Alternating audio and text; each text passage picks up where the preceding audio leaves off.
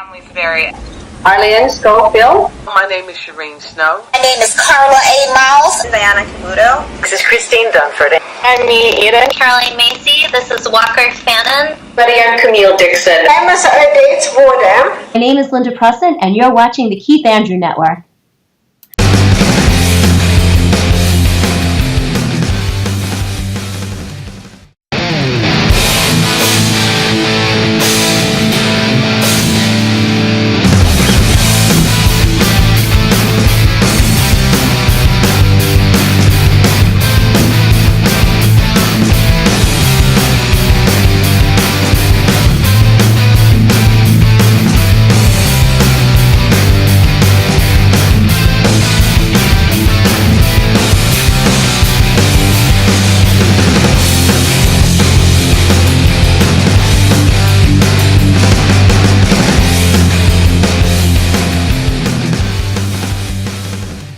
Ladies and gentlemen, welcome to 445. I'm your host, Keith Andrew.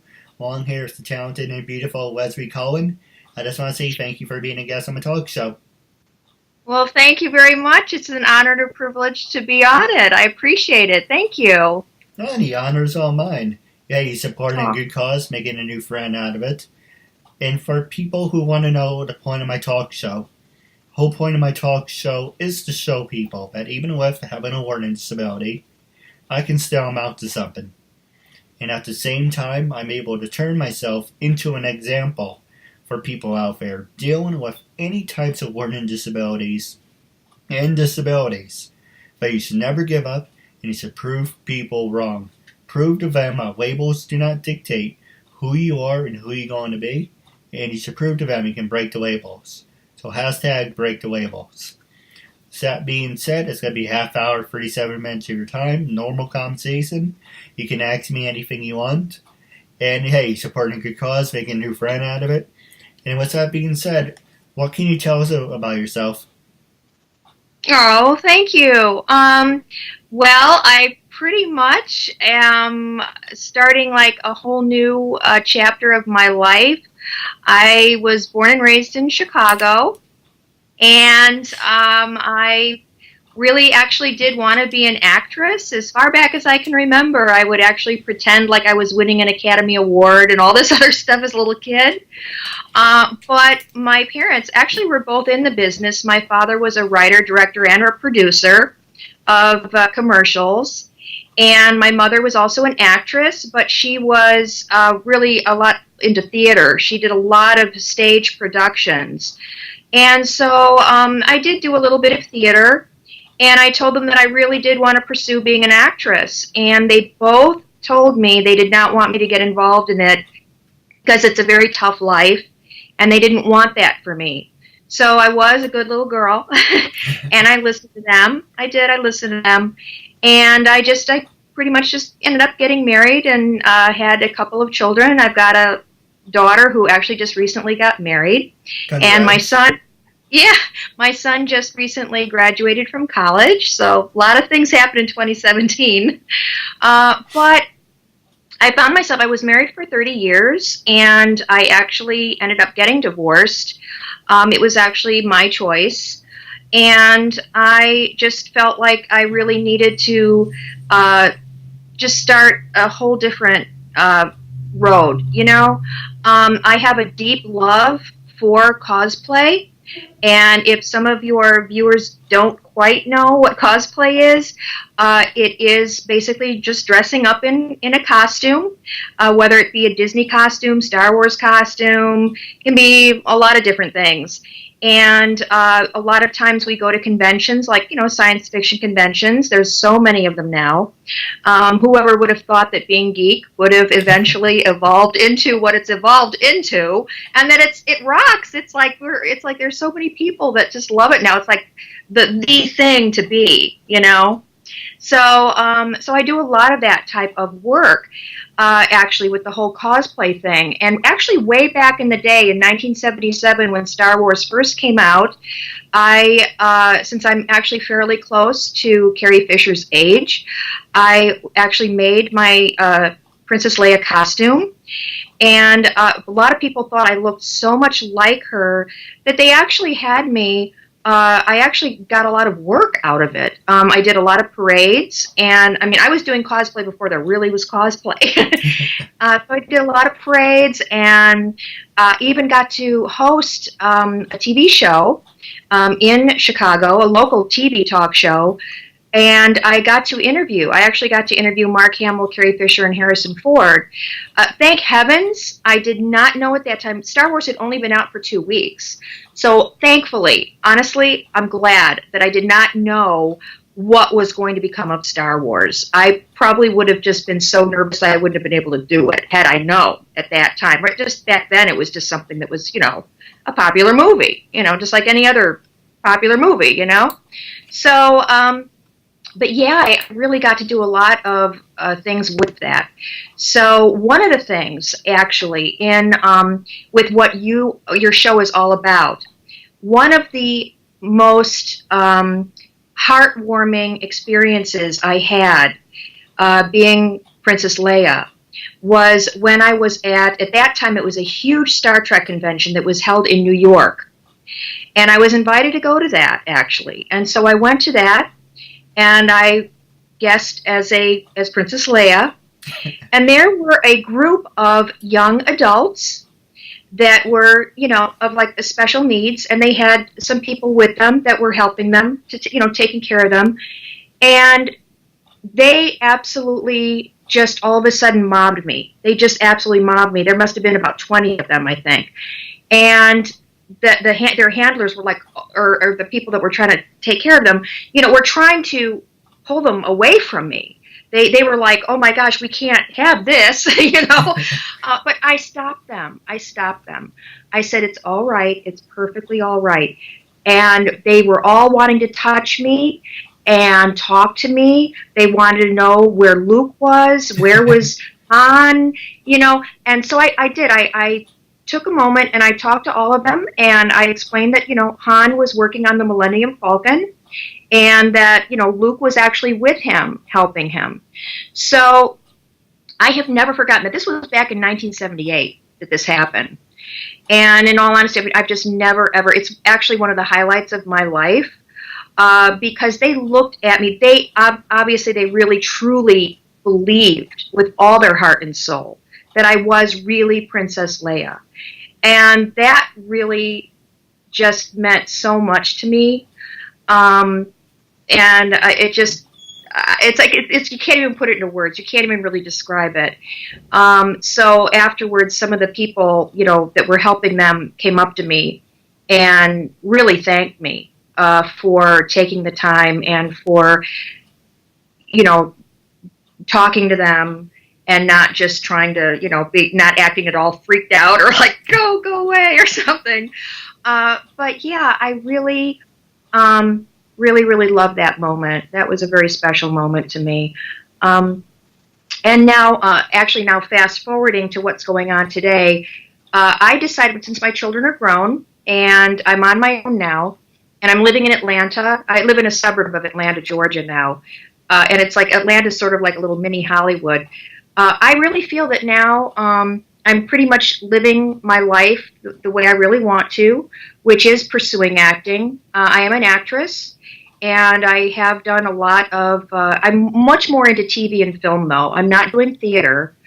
I'm actually currently working on, and I can say it since they're already airing the episodes. See, a lot of times we're not allowed to talk about what we're working on until it's already been put out there. Yeah. So I'm actually what's known as core background for the TV show Dynasty, and I play a maid for the Carringtons, and I actually got to go to work tomorrow. I've been working on that show all week, actually. But so I do that, and then I've done a lot of other TV shows and movies. I actually was in the movie Jumanji. It's kind of hard to see. I'm not in there for long. I'm not in it for very long, but I'm in the bizarre scene. So I really love doing the background work because I do get to go on a lot of sets, and I've met a lot of celebrities, which is really exciting. But I am working. My goal is definitely to,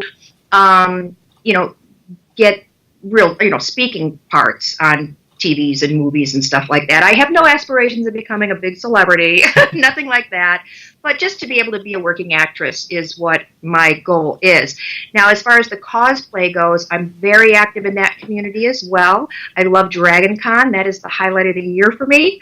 And that's here every Labor Day weekend in Atlanta. And one of the things that I really loved also was I belong to a volunteer group called CVOA, which stands for Cosplay Volunteers of Atlanta, and it is a non-for-profit organization. And we do a lot of, in fact, everything we do is for charity events, and we actually have done a couple of events. We have to do several events, actually, because we're invited, we're asked. A lot of people actually contact us and ask us if we can do their events. And there is this one group that you and your viewers, I'm sure, would be probably very interested in looking up and looking at. It's called the Eli Project, and it's ELI, and then the word project. And again, it's another organization. They're out there wanting to bring families together that have special needs children. They'll even have like date nights where they want to bring all the kids will be invited to come to maybe somebody's house or something, and so that the parents can go out for a date night and not worry about a thing. They will have also big parties for the families so that everybody can get together. They have small groups so that all the parents can get together, and if they want to, for support. One of the couple of things that I was involved with was we went to a really neat place where there were a lot of things for the children to be able to bounce on, and a lot of different things that they could touch and just be able to move around and everything. It was like one of these, almost like I don't want to say it was a trampoline place. They had a lot of different things for the children to do, actually. And then the other one was actually at a really cool bowling alley where there were a lot of different things the kids could be doing there as well. And again, it's so heartwarming when you are able to kind of give back. I mean, for me, I just love the whole thing, because I not only can be doing what I love, which is cosplay, but I can be making others happy with what I'm doing. I usually will dress up as Catwoman. A lot of the other volunteers have their own signature costumes that they wear. There's a lot of Disney princesses, and there's a lot of superheroes. We've got Batman and Superman and all that. So it's really great work, and I just can't say enough about it, because it's great when you see the smile on those children's faces, and they just can't stop hugging us, and they just love us, And the other things we do too is go to the Children's Hospital. We usually go to Eggleston Children's Hospital, and we will go and visit the children that are there as well. So it's just wonderful, It's a great group of people, and so yeah, I'm really kind of glad that I'm able to do my cosplay, but then also do things that are very meaningful with it, So that's kind of like where everything is now. That's pretty much it. Yeah, I was looking at your IMDb. You did a lot of work for CBS, and I am drawing a blank because I can't use my phone because my phone's a timer. But I did see the CBS. I did see the Medium. Out of all your shows, and also you mentioned you were going to be on Dynasty. Are you going to be doing extra work, or is it going to be an ongoing extra thing, or? Yeah, no, Dynasty really is strictly just background work. You do see me doing a lot of dusting or bringing clothes to the star of the show, various things like that. But I have done several independent films. 2 of them I can't talk about too much. One of them I just got done filming, but I'm not allowed. I can't say the name of it or anything, only because it's in post-production now. Yeah. And he's going to be submitting it to film festivals. And some of these film festivals, they got rules where you can't have any kind of, there's like a non-disclosure agreement, which means you can't talk about it until it's been released. So, but I'm very excited about that. I definitely had a big part in that movie. And then, but this I can talk about only because, I still can't say the name of it, but I can at least go so far as to say that this coming Saturday and Sunday, I actually have to drive out to Alabama to film a Star Trek fan film. And if people are not too familiar, there's a big, big business, believe it or not, with Star Trek, with fans that make these movies. And all you have to do is just go on YouTube and just type in Star Trek fan film, and you're going to get a whole bunch of things. And a lot of them are actually really impressive. People will build these sets. They know how to do the music. They'll have somebody who will do the score. They'll have someone who maybe knows about costuming and makes big, beautiful costumes. It's really amazing. I'm just blown away by it. So, yeah, I actually ended up getting the starring role. I'm going to I have to be painted green. So I'm kind of excited about it. I'm looking forward to it. So that's this coming weekend. I have to go out there and film that movie. But yeah, like I said, I'm really working towards eventually having, lines on TV shows and in movies. And this is just sort of how you start with small things, the little things eventually add up and they get you to the big things, That's something funny what you shouldn't do. When you're painting green, you should run into the store. Don't eat the tuna salad. Don't eat the tuna salad. That's cute. I like that. Oh my gosh. Well, it's funny that you said that because I actually used to work at a living history museum, and I was dressed up as a pioneer woman. And after I got off of work, I actually did have to stop in the grocery store, and I was wearing my costume. And I can only imagine what people must have been thinking. They probably thought maybe I was part of some sort of a cult or something, because, I walk in with this pioneer dress on and my little bonnet. Maybe they were thinking I was, because I did get people staring at me. You don't normally see women wearing that kind of clothing anymore. But, yeah. I remember the time I was a big fan of D-Generation X in the WWE. So on the front it says D-Generation X, and on the back it says Suck It. And I remembered, and I didn't care. I'm a big wrestling fan, as you can tell, obviously. And I was at ShopRite, and when my mom happened to make eye contact was the woman behind us, and she was just giving me the most dirtiest looks. It's like, it's a t-shirt, get over it. My mom's like, I'm never gonna be seen with you wearing that shirt again. It's a t-shirt, wrestling, get over it. Yeah, I know what you mean. I actually, when my son was much younger, he was actually my daughter also. Both my son and my daughter, we all became huge wrestling fans, and I actually took them to some of those big, events and stuff. And it's so cool to see these people like in real life. And hey, you want to talk about wrestling? When I did Jumanji, I met The Rock, and I just want you to know he is a fantastic person. He is such a nice guy. He's very sweet.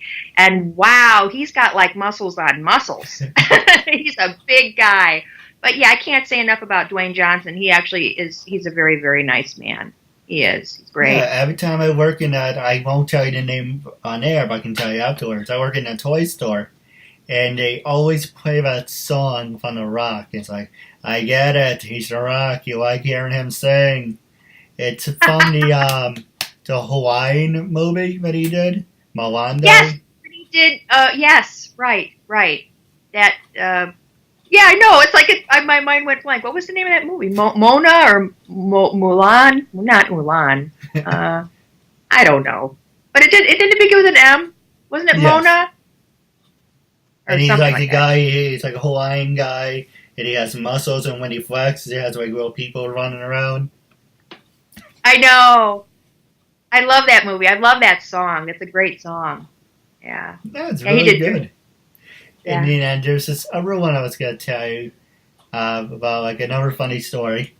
It's that I remember I went to a baseball game with my family, and my brother had an ECW jacket, and only New Yorkers you will get this reaction from. And because they're like, oh, it's keep it PG if you want. Unless you really want to hear what they really said. Okay. It's up to you. You want the censored or uncensored version? Oh, it's okay. You could tell me what it was. Alright, well, I tell you the uncensored version. And he walked in there, hey, EC fucking W. And then my dad's like, take off the jacket. But it's cold out. I buy you a jacket inside. Take it off. And the other time we went, this is when we went to Yankee Stadium. The other time was my brother, it's the Mets versus the Yankees on the subway. And I think the first one I went to was 98. And then it was 2002. And I can't remember, I think it was the second time we went to 2002. This guy came out, he was drunk, and he was, hey, a Mets fan. Hey, Mets. And he's like, oh my God, take off the jacket. But Dad, it's rain, take off the damn jacket. It's only New Yorkers you can get that type of reaction from people. Wow. What about you? You ever work in, well, I was going to ask you about retail, but do you have any funny stories where people would just come up out of the blue and just say the most bizarre things? Yes. You know what? I have a story for you. I used to be a weight loss consultant for a company I actually would not prefer to mention. But anyway, I worked for this weight loss company, and I was talking to the woman, giving her her consultation, and she was with a couple of her other girlfriends. She came in with a couple of her other girlfriends. Now, mind you, these women were not actually like that young. In fact, they looked like maybe they were in their late 60s, early 70s. Okay, so they were being silly. I don't know if they had a couple of drinks before they came in or what, but they were being very jovial. And the woman that I was talking to and everything, I don't know how the subject of not ever wearing a bra came up, but she started talking about how she hasn't worn a bra since she was like 30 or something like that. And her two other friends were like, well, we never knew that. I didn't know that, blah, blah, blah. And she was like, yeah, I don't wear a bra. And they're like, well, you look like you're wearing a bra. She's like, no, I don't wear a bra. All I wear are pasties. And so she lifts her shirt up to show everybody. And I'm like, okay, that was a visual I could have lived with, okay? I mean, maybe if she had been, a young, perky girl or something, but we're talking very saggy. I mean, I'm thinking, honey, you really should be wearing a bra. I think I really lost my appetite. It was not a pretty sight. And I'm just like, I couldn't believe she did that. I really couldn't. Well, I got one more funny story for you. Unfortunately, I don't have funny stories for myself.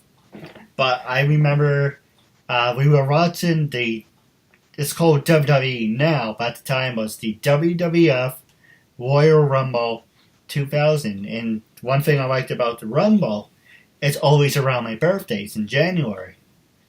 So that was the thing growing up. It's like, hey, it's Keith's birthday. Dad, can we order the Rumble? It's Keith's birthday, so it became a transition for every day. So yes, we are diehard wrestling fans. And there was a time where they were having, I'll tell you just one more story, then we'll take a quick break. And don't mind me, I'm just ADD. You're great. You're wonderful. The story was that there are 6 women and they're doing a bikini swimsuit competition. And, you know, there were no attractive women back then. A year later, you know, it's Trish Stratus and Nuita, but at the time it's kind of like, eh. So, at the time, they had these 6 girls come in, and I don't know if you remember this woman named, so was it Mae Young? Mae Young! Yeah, I know who exactly that is. And yes. she's, well, say they weren't fast enough on the censor button. And she come in and it's like, hey, do you all want to see my puppies? And there was like a second delay and he saw it. And then the next bit they put the blur on it. And everyone in the audience was like, oh my God! My brother had the best reaction. He said, oh God, I think I'm blind. Oh, that's funny. That is funny. Unfortunately, Wow. I still have that image burned in my head, you know. Yeah, I know. Really, it's unfortunate, but like once you see something like that, it's like it's hard to get it out of your memory.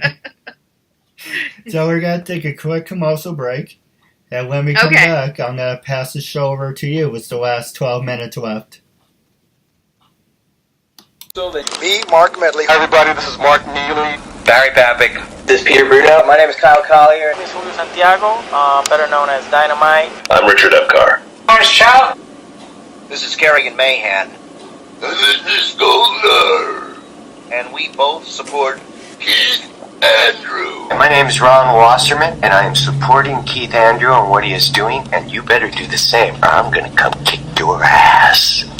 Ladies and gentlemen, welcome back to 445. I'm here with Lezlie Cohen, my good friend Lezlie Cohen. I just want to say thank you for sticking with us and putting up with me. Oh yeah, it's a tough job, but somebody's got to do it. With that being said, it was the last 11 minutes and counting down. I'm gonna pass it to you. Was there any subjects you want to talk about, promote? You can ask me anything you want. Gloves off. I don't have nothing to hide, even though I do have a fat neck. Oh. So well, yeah. I mean, to be honest with you, I'm actually kind of curious about the items that I am seeing behind you, and if you could kind of now I see the belt. Now, is the belt that's from the WWE? Or I have 2 of them. I tell you a story about this one. QBC had the World Wrestling Federation on their merchandise items. So my mom was obsessed with QBC, and one day she's like, okay, come in, Keith, come in. The guest you won't believe who's on. It's the World Wrestling Federation. And I had the belt. It was brown. My dog at the time, plus the dog I used to have, ripped the crap out of it, and I didn't know what to do with this. So I always had it hidden away, and recently I was like, so on the back I put like you can see like the padding, where it used to be brown, and I'm an Apple person, so I like Apple. I love it. That's great. So I was like, what am I gonna do with this thing? And I used to walk around like, yeah, I'm the former Intercontinental Champion, and it's kind of like, where's the rest of it? So it's now like a little decoration, and if you look at it, it says 1997. That is so cool. That's actually the year that we got involved with it. I'll never forget it. It was like around Christmas time, and my brother, who was a huge wrestling fan, was like, at that time, you know, you could get the pay-per-view events. Yes. You could. And he purchased it, and we watched Starrcade for the first time. And so we watched Starrcade, and we love that whole thing where between WCW and the WWF, you know, that big rivalry. Oh, the Monday Night Wars. God. We just loved it. And the NWO and all that stuff. Oh, my God. It was great. That was great times. Yeah, so Starrcade in 1997. I remember that. That's when we were first introduced to wrestling, and yeah, we all became big fans. And with that being said, you know, I have interviewed a couple of wrestlers. I got in an argument with my friend Raven because I told him... Oh, Raven! I remember him. Oh my gosh. Yeah, I don't think when I speak. And so I said, and personally, I hate ECW. Jerry King Lawler used to call it extremely crappy wrestling. Because that's a fan. I was never a fan of ECW. I really was never a fan of that. But with that being said, I was always a fan of Raven, Rhino, Justin Credible, Chris Candido, Paul Heyman, all these other guys. I just didn't care for the women calling each other sluts and whores or whatever, or constantly lighting each other on fire. And to me, this wasn't wrestling. Wrestling was the early 90s, where we're talking about the Monday Night War. Exactly. I remember my brother used to tape Monday Night Raw in my room, this room that we're in. This is the room I grew up in since I was 4. And we used to tape Raw in here, and in my other brother's room, we used to tape Nitro. So as soon as we were done watching Monday Night Raw, we would jump over. Yeah, so we oversweat from school, you can imagine. I can imagine, right.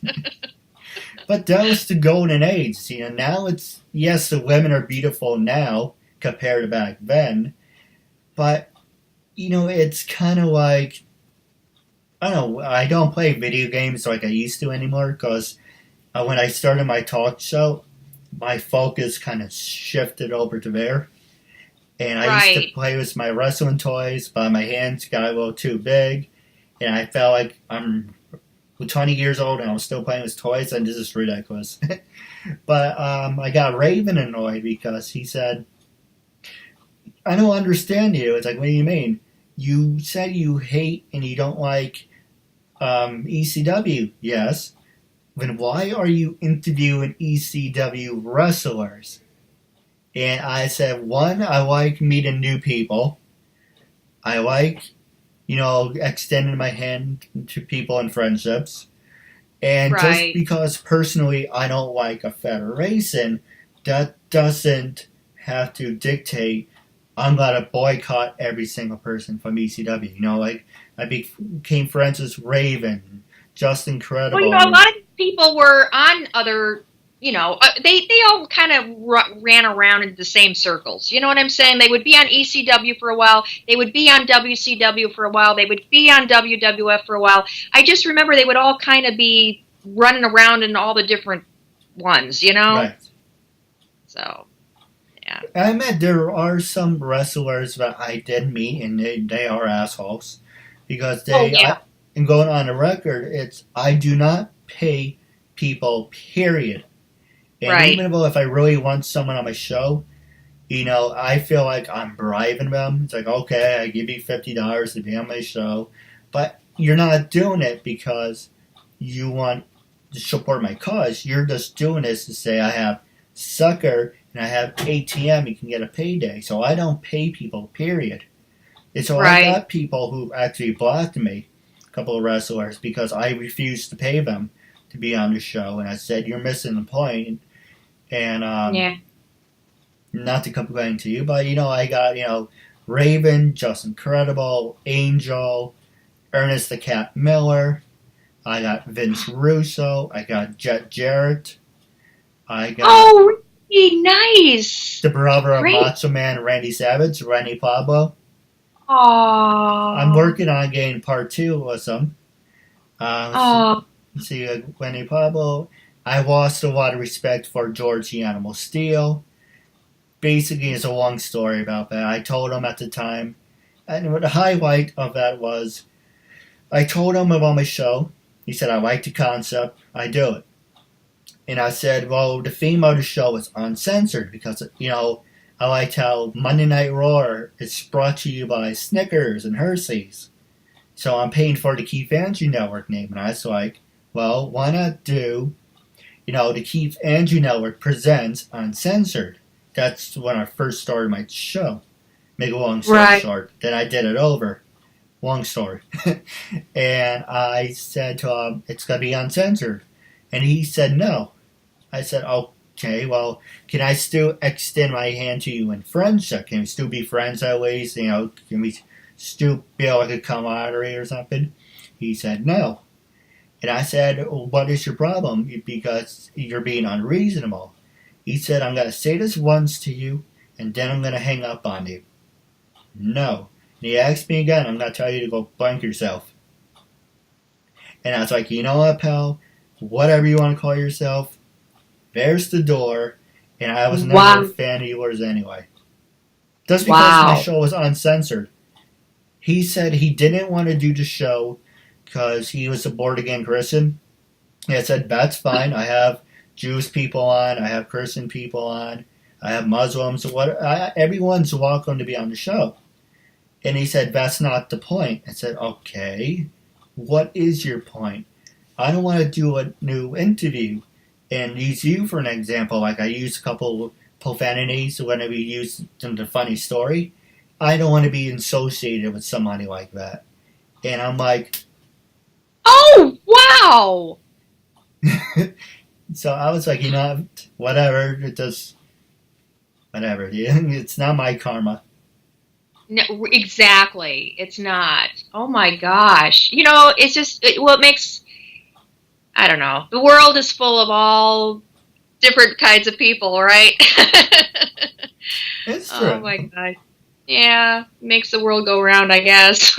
And just in case you're wondering now, because I said I was originally called Uncensored, wrapping up, is because I wanted something different. Like I said, KeithAndrewNetWork brought to you by. I did it over because I kept arguing with a couple people, and they said, you're not copyrighted, you're not trademarked, and you're doing something wrong. So I said, fine. I looked up a lawyer, I think he was from New York or Atlanta, and I said, can I ask you a couple questions? He said, sure. He says, do I need to be copyrighted? He said, no, because you're on Facebook, Twitter, Instagram, you're all over the place on social media, people know who you are. He said, that's fine. 2, you do not have to be trademarked as of right now because you're not making any money, but I would recommend it down the road because it's $2,000 to do it. And all I would do it right now is put myself in a hole because I don't have a job. And he said your biggest regret was taking people at their word.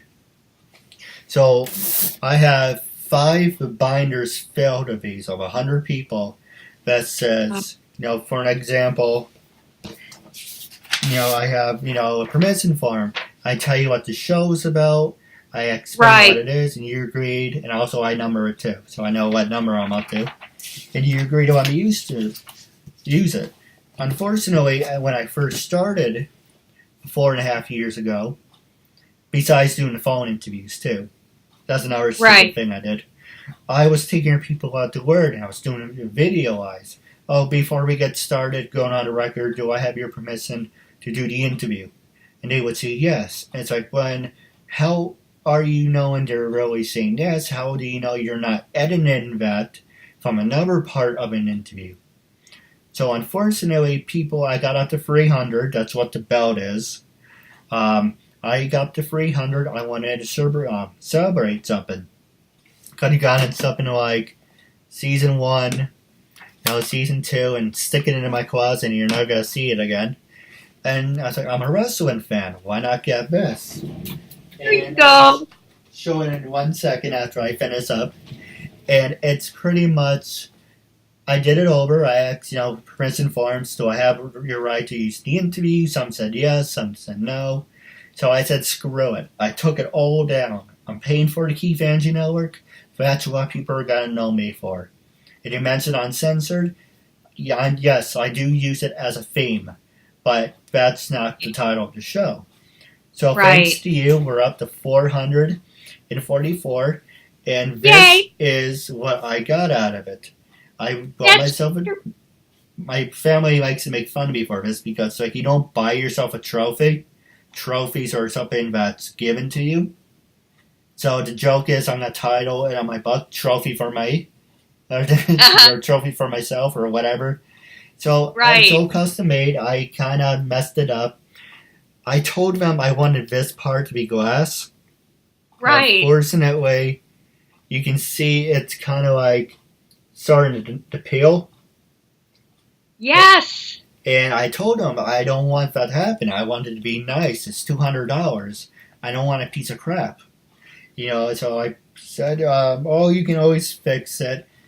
I had this bright idea of saying, if I use Gorilla Glue and smush it, it should be fine. Unfortunately, when I smushed it, I want to wipe it with the paper towel and it smudged. So it's now my imperfect title. I'm not perfect. I make mistakes. But I'm like, this is imperfect. Might as well call it my title of my book, The Imperfect One. Oh no! Hey, we're all in the same boat together. In all honesty, I don't really think I've ever met anybody that was perfect. That's true. If you're perfect, you have something to hide. Exactly. No, it's got your own personal touch. I like it. It's your own logo. personal touch. I designed the whole thing to it. It's mine. It's yours. But with that being said, I do have a couple questions for you off the air. But wrapping up, our two last questions for you is one: okay. Are you on social media like LinkedIn, Twitter, Stage 32, Instagram? Do you use any of those sites? I am actually on Twitter, I'm on Instagram, and I am on Facebook. I'm also on LinkedIn. I believe everything. If anybody wants to get a hold of me with questions about how to get into acting, how to get into the whole background industry, or interested in the CVOA or the Eli project of which I talked about, they certainly can contact me. The best way, honestly, would be through Facebook. I don't get on Twitter all that much, but Facebook is simply my name. Everything is my name because I try to keep things simple, okay? I don't like to do all different names for all different things. So my name is just, L-E-Z as in zebra, L-I-E, Cohen, C-O-H-E-N, and yeah, I know Instagram is Lezlie.Cohen, Facebook is simply Lezlie Cohen, and Twitter, I believe, is, I think Twitter is, it's either Dobby Doo or Lezlie Cohen, I can't remember which, because I just don't do the Twitter thing very often, I really don't, but yeah, if anybody does want to contact me with any kind of questions about anything I spoke of today, messaging me on Facebook would be the best way. It would. No, absolutely. My last question for you, wrapping up our segment, is when I first approached you to be a guest on my talk show, what was your first reaction, and what made you say yes? And how do you feel now afterwards? Oh my gosh, I really want to give you a great big thank you. I really, really loved it. I knew I would love it. I really, the first thing that popped into my mind, I'm not kidding you, was when you were saying what you were all about, I have always been a firm believer in that. In fact, I remembered way back when my son is 26 years old right now, when he was a little boy I love the elementary school he went to. It was very inclusive. They had children that would come into the rooms, that were the same age, like if he was a second grader, he's a second grader. If he's a first grader, he's a first grader. But, a lot of these children, they were all, special needs children. And, but I loved how this school wanted to include them in things like there's nothing wrong with them. They're really, there's just nothing wrong with them. And I love that. In fact, my son befriended one of them. In fact, little boy, if Jeremy was ever sick and he couldn't go to school, the little boy was so used to Jeremy sitting next to him on the bus that I remember the school teacher telling me how my son would always help him, and they just became really good friends. So I was really, really happy about that. I've always taught my children that, love everybody. Love everybody. You don't judge. You don't, ridicule. You don't tease. You don't bully. Nothing like that. That's another thing that I love about the whole cosplay community. It's like we want to try to stop bullying. It's just all very inclusive. Okay? And so when you are saying what your show is all about, I'm just a huge advocate for it. You know, I don't just talk the talk. I mean, I walk the talk. I mean, I do things. I go out in the community to try to do things like that. So I love it. I love what you're doing. I love what you stand for. And God bless you. Seriously, God bless you. And I really appreciate you reaching out and asking me to come on your show. It was certainly my joy to do it. Thank you very much. Yeah, absolutely. Stay tuned for after the show. I do have a couple questions for you. But wrapping up, it was a real honor and privilege to have you as a guest, and I'm looking forward to part 2 with you down the road. Thank you very, very much.